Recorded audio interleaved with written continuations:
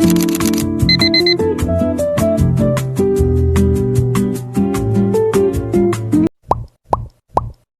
mini vlog! A day in my life here in the Philippines as an independent woman na madiskarte. Hi! Kung bago ka sa vlogs ko, follow mo naman ako. Thank you! Dahil ngayong araw ay half day papasok ang EVAP nyo, kaya tara at samahan nyo ko sa ating gagawin. Akala ko magre-rest at magsiselfone lang ang ganap ko ngayon dahil mamaya pa naman papasok sa trabaho nang biglang nawala ng wifi. Ayan, wala nang magawa. Uy, hindi. Kaya naman pumasok ako sa aking kwarto para mahiga. Ay, hindi. Dahil may nakita akong mga kalat. Kaya naman tara at samahan nyo akong maglinis. Tingnan nyo naman ang kalat ng EVAP na to sa silid niya. Ewan ko, di naman ako nagkakalat. Kaya naiinis ako sa nagkakalat. At dahil sinipag ang EVAP nyo, ay tara at linisin natin to. Pagpapanggap, uy hindi. Dati pangarap ko magkaroon nito, ngayon pangarap ko na maging robot, uy hindi. Parang grabe lang talaga yung prayers ko. Dati na umayos yung bahay namin, magkaroon ng sariling bahay. Yung gigising ka, hindi mo kailangang mangamba na baka galitan ka dahil late ka nagising, ay wala ka sa sarili mo. Siyempre, dapat maagap magluto, maglinis para sa tinitirhan mo. Sa dami ko pinagdaanan sa buhay, sobrang buti ni Lord kasi ngayon nagagalit pa rin yung iba dahil late kami nagising sa sarili namin bahay. O hindi, di ikaw yun ha.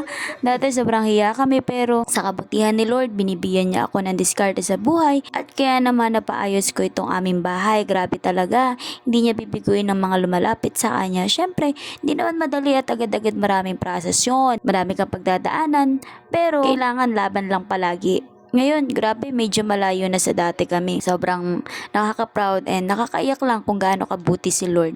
And of course, family-oriented talaga ako kahit ayaw nila sa akin. Minsan, uy, hindi. Salamat ako kay Lord kasi ako ay nakakapagbigay na ngayon sa akin pamilya.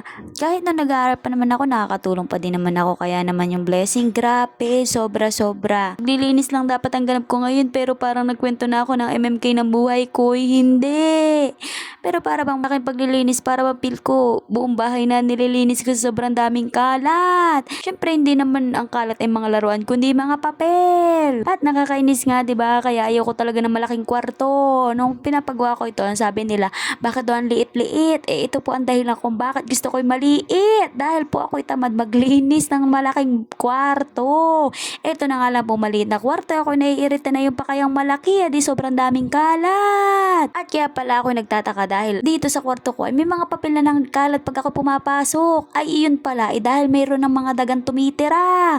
Ang sarap terisi. Parang ikaw, charot. At ito nga pala ay nakita ko ay talaga namang paglilinis ko at pag-aayos ng aking damitan ay nakita ko dito sa may ilalim na malinis naman yung aking Durabox. Tingnan nyo, di ba? Wala na nga yung laman, tinanggal ko na. No choice nga tayo, ay tayo maglilinis nito. Syempre, sino pa baga? At grabe, tatlong maliliit na daga pala ang aking nakita dito at talaga naman sila ay dadami pa pag hindi sila naagapan. Ano po baga magandang pangtay ng daga?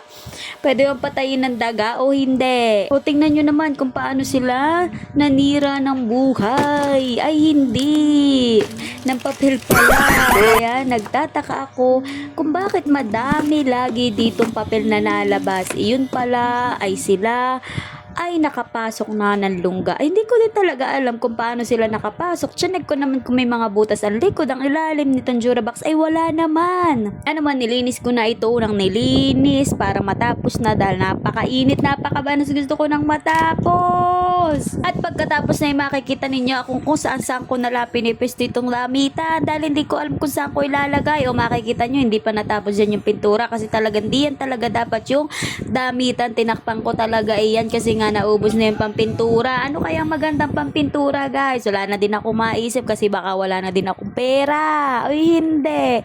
Totoo talaga. At syempre pagkatapos na tayo naglinis na naglinis dahil yun talaga ang ganap natin dito sa buhay. Uy, hindi. At pagkatapos na makikita nyo na ito na nga, Yung tina natin nakikita na ito talaga ay tunay na kwarto, hindi bodega.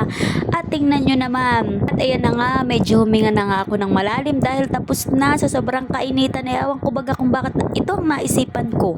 Kaya naman sabi nila sa akin paano hindi ako papawisin, hindi ako iinitin, katanghalian ako nag-iimpis. Uy, ganun talaga, wala tayong magawa. Uy.